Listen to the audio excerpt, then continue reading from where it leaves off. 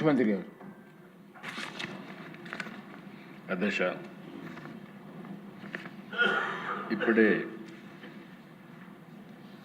SC, ST, BC, minority affairs ministers కానీ public distribution system సంబంధించినటువంటి మనోహర్ గారు వీళ్ళందరూ మాట్లాడారు. ఈ ప్రభుత్వ విధానం అధ్యక్ష సోషల్ ఈక్విటీ, ఎన్డీఏ ప్రభుత్వం సోషల్ ఈక్విటీ కింద పనిచేస్తున్నాం. సమాజంలో ఆర్థిక అసమానతలు తగ్గించే వ్యవస్థకి రాజకీయంగా జనాభా దామాషా ప్రకారం ప్రాతినిధ్యం ఇచ్చే విధంగా సోషల్ ఎంపవర్మెంట్ కూడా చేసే విధంగా ముందుకు పోతున్నాం. ఈరోజు ఎన్ని ఇబ్బందులున్నా సూపర్ 6 సూపర్ హిట్ చేసిన ఘనత ఎన్డీఏ ప్రభుత్వానికి. ఇది మొదటి చర్య మాత్రం.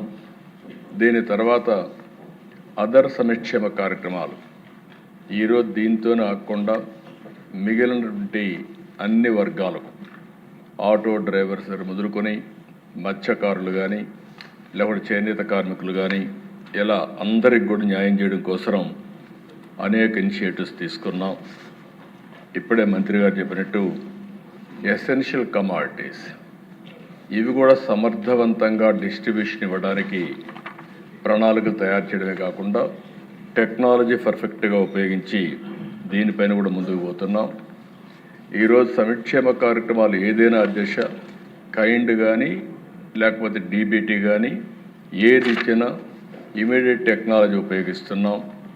ఎక్కడ ఎలాంటి లొసుగులు లేకుండా వీలైనంత వరకు పర్ఫెక్ట్గా ఇవ్వడానికి ఈ ప్రభుత్వం పనిచేస్తున్నాం అని చెప్పి కూడా నేను మీకు తెలియజేస్తున్నాను. ఈరోజు మనకు ఆర్థిక ఇబ్బందులు ఉన్నప్పటికీ ఈరోజు బడ్జెట్ ఈరోజు ప్రవేశపెట్టినప్పుడు మీరు చూశారు. షెడ్యూల్ క్యాస్ట్ల కోసం కానీ షెడ్యూల్ తెగల కోసం కానీ వెనుకబడిన వర్గాల కోసం మైనారిటీల కోసం వీలైనంత వరకు బడ్జెట్ పెంపు చేశాం. అవన్నీ కూడా అమలు చేయడం కోసం చిత్తశుద్ధిగా పనిచేస్తామని చెప్పి కూడా నేను మీకు తెలియజేస్తున్నాను. ఇంకొక పక్క అధ్యక్ష ఒక అంబిషియస్ ప్లాన్ మనం పెట్టుకొని స్వర్ణ ఆంధ్రప్రదేశ్ 2047 దీనిపైన మీరు చూసినప్పుడు ఇప్పుడు 3 లక్షల రూపాయలు తలసరి ఆదాయం ఉంటే దీన్ని 54 లక్షల రూపాయలు తలసరి ఆదాయం 2047కి పెంచాలని ఒక నిర్దిష్టమైన లక్ష్యంతో ముందుకు పోతున్నాం. అందుకే మా మంత్రులు మాట్లాడినప్పుడు అధ్యక్ష ఫోకస్ అంతా కూడా భావితరాలపైన పెట్టాం. వీకర్ సెక్షన్స్లో ఉండే పిల్లలపైన పెద్ద ఎత్తున అంటే అంగన్వాడీ దగ్గర నుంచి ఎలిమెంటరీ స్కూల్ దగ్గర నుంచి రెసిడెన్షియల్ స్కూల్స్ అన్నీ కూడా ఫోకస్ చేశాం. విద్యపైన ఎక్కువ ఫోకస్ చేస్తున్నాం. వాళ్ళకు పౌష్టికాహారంగా కాకుండా వాళ్ళకు మెరుగైన హెల్త్ కండిషన్స్ ఉండడానికి ఏమేం చేయాలనో అవన్నీ కూడా వర్కౌట్ చేస్తున్నాం అని చెప్పి కూడా నేను మీకు తెలియజేస్తున్నా. ఇదే కాకుండా అధ్యక్ష ఒక పక్క సంక్షేమ కార్యక్రమాలు పెట్టడం, ఇంకొక పక్క ఎక్కడికక్కడ ప్రతి ఒక్క వర్గానికి కూడా బడ్జెట్ ఇచ్చాం. ఇందులో కూడా వాళ్ళ ఆదాయాన్ని పెంచే విధంగా ఏ విధంగా మెరుగైనటువంటి జీవన ప్రమాణాల కోసం ఏమేం చేయాలనో అవన్నీ కూడా వర్కౌట్ చేస్తున్నాం. నేను వెచ్చించే టైంలో ఎక్కువ శాతం సంక్షేమ కార్యక్రమాల కోసం వీకర్ సెక్షన్స్ మీదనే ఎక్కువ ఫోకస్ చేస్తున్నాను. అంటే ఆ రోజు ఎన్డీఏ ఒక మాట చెప్తాం, రాష్ట్ర పునర్నిర్మాణం చేస్తాం, సంక్షేమ కార్యక్రమాలు ఇస్తాం, అభివృద్ధి కార్యక్రమాలు చేసి ఆదాయాన్ని పెంచుతాం, ఎవ్వరికీ ఇబ్బంది లేనటువంటి సుపరిపాలన ఇస్తామని చెప్పి ఆ రోజు చెప్పాం. దాని ప్రకారమే ఈరోజు ముందుకు పోతున్నాం. ఇంకొక పక్క అధ్యక్ష ఒకసారి మనం ఆలోచించుకోవాల్సింది, నేను చాలాసార్లు చెప్పాను, P3 ద్వారా అంటే పబ్లిక్ ప్రైవేట్ పార్ట్నర్షిప్ ద్వారా ఈరోజు సంపద సృష్టించడానికి ముందుకు పోయాం. ప్రైవేట్ వ్యక్తులు వచ్చారు, రోడ్లు వేశారు, ఎయిర్పోర్ట్లు కట్టారు, ఇన్ఫ్రాస్ట్రక్చర్ పనులు చేశారు. దానివల్ల సంపద వచ్చింది, మెరుగైన సదుపాయాలు వచ్చాయి, కానీ ఆర్థిక అసమానతలు పెరిగాయి. దాన్ని దృష్టిలో పెట్టుకుని మనం P4 తీసుకొచ్చాం, పబ్లిక్ ప్రైవేట్ పీపుల్స్ పార్ట్నర్షిప్. ఇప్పటికీ 10 లక్షల బంగారు కుటుంబాలని 1 లక్ష మంది మార్గదర్శులు అడాప్ట్ చేసుకునే పరిస్థితికి వచ్చారు. నేను ఒకటే చెప్తున్నా, ఏ కార్యక్రమం అయినా దాని ఫలితాలు ఇమీడియట్గా రావు. దాన్ని నిరంతరం పర్యవేక్షించగలిగితే దీనికంటే మించిన ప్రోగ్రాం ఆర్థిక అసమానతలు తగ్గించడానికి వేరేది లేదని చెప్పి కూడా మరొకసారి మీ అందరికీ విజ్ఞప్తి చేస్తున్నా.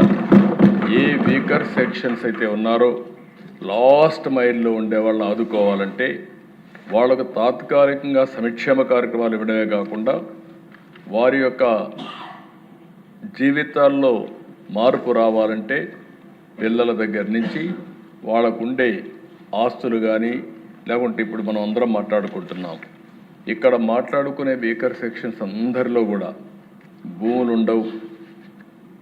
వాళ్ళకందరికి కూడా ఓసారి మనం ఆలోచిస్తే కొంతమందికి ఉద్యోగాలు ఉండవు. కొన్ని వర్గాలు అయితే ప్రతిరోజు కూలి పని చేసుకుంటే తప్ప పూట గడవని పరిస్థితి ఉంటుంది. అలాంటి వాళ్ళని ఏ విధంగా పైకి తేవాల్సిన అవసరం ఉంది. మనందరం గుర్తుపెట్టుకోవాల్సిన అవసరం ఉంది. 2047కి భారతదేశం అగ్రదేశంగా తయారవుతుంది. దీంట్లో అనుమానమే లేదు. అలాంటి అగ్రదేశంగా తయారయ్యేటప్పుడు, వికసిత్ భారత్గా తయారయ్యేటప్పుడు, స్వర్ణాంధ్రప్రదేశ్గా తయారయ్యేటప్పుడు ఆర్థిక అసమానతలుంటే మంచిది కాదని చెప్పి కూడా నేను మీకు తెలియజేస్తున్నా. ఇది పబ్లిక్ పాలసీల వల్లనే అవుతుంది. ఈ చట్టసభ మనందరం కానీ ఒక పద్ధతి ప్రకారం పనిచేస్తే ఆర్థిక అసమానతలు తగ్గించడం కష్టం కాదు. ఆ ఫోకస్ అప్రోచ్ తీసుకోవాల్సిన అవసరం ఉంది. ఇక్కడ మనందరం ఉన్నాం. వెనుకబడిన వర్గాలు ఉన్నారు. ఎంతో నమ్మకం పెట్టుకుని ఓట్లు వేశారు. నేను చాలా ఎన్నికలు చూశాను కానీ ఏకపక్షంగా మొన్న ఎన్నికల్లో 94% విన్నింగ్ ఛాన్సెస్ ఇచ్చారంటే, మనం ఎవరిని పెట్టినా 94% గెలిపించారంటే అది ప్రజలు మన మీద పెట్టుకున్న నమ్మకం. అలాంటి నమ్మకాన్ని మనం కాపాడుకోవాల్సిన అవసరం ఉంది. అందుకే వీకర్ సెక్షన్స్లో అధ్యక్ష బీసీల్లో రిజర్వేషన్స్ 33% నుంచి తగ్గించారు.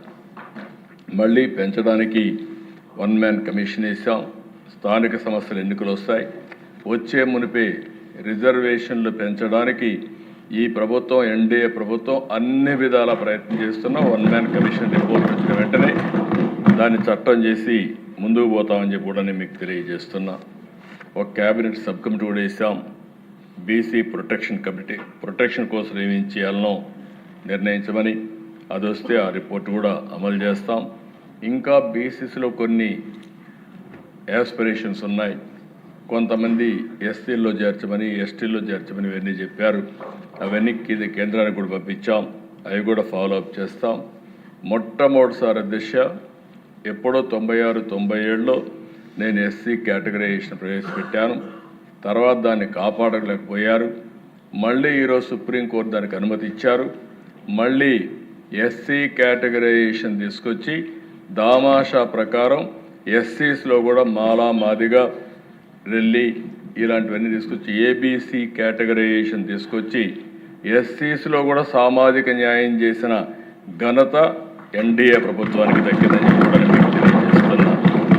ఇదే కాకుండా నేను ఆ రోజు GOMS నెంబర్ 3 ట్రైబల్స్ కోసం తీసుకొచ్చాను.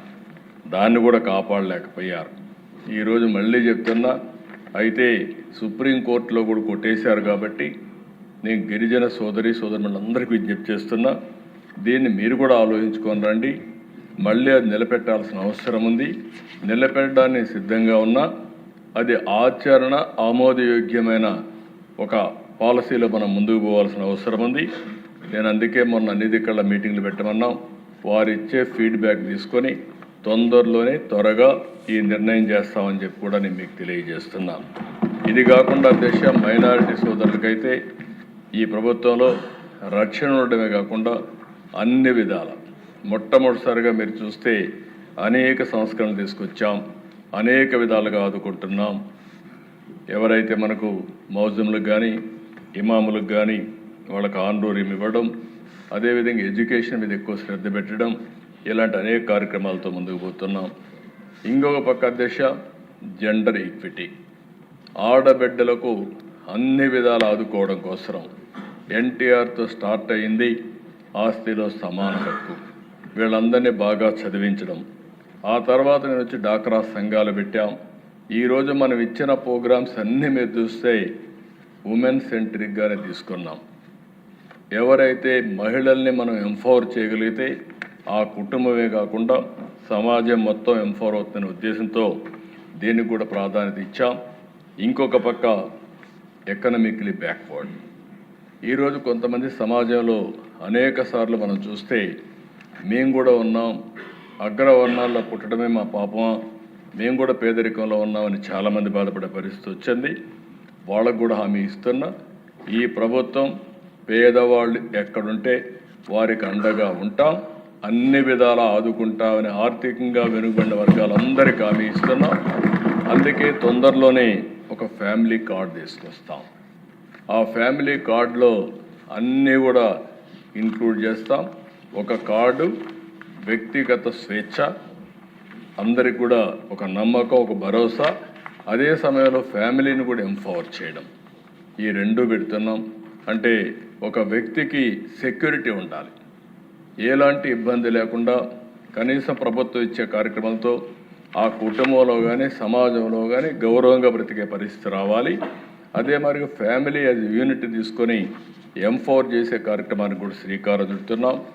ఇది ఒక వ్యవస్థని ఇంత మునుపంతా కూడా మీరు చూసి తొందరలోనే ఈరోజు సంజీవని ప్రాజెక్ట్ తీసుకొస్తున్నాం. సంజీవని ద్వారా ఆర్థిక వెసులుబాటు కలిగే పరిస్థితి వస్తుంది, ఇబ్బందులు తగ్గే పరిస్థితి వస్తుంది. ఇలాంటి అనేకమైన వినూత్నమైన కార్యక్రమాలతో టెక్నాలజీని జోడిస్తున్నాం.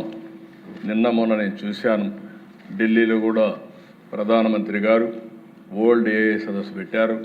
అక్కడ నేను పోయి చూసినప్పుడు చాలా ఉపయోగపడే ఏఐ సొల్యూషన్స్ ఉన్నాయి. అవన్నీ కూడా తీసుకొస్తాం. అల్టిమేట్గా ఈ రాష్ట్రంలో వీకర్ సెక్షన్ ఫోకస్గా అడ్మినిస్ట్రేషన్ ఉంటుంది.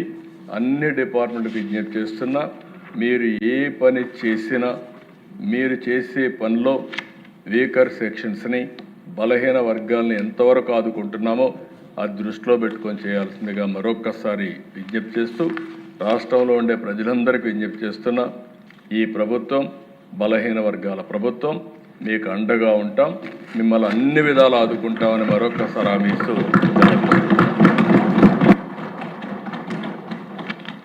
ఓకే అండి, ఇప్పుడు నిధుల కొరకు అభ్యర్థులపై ఓటింగ్ ఉందండి.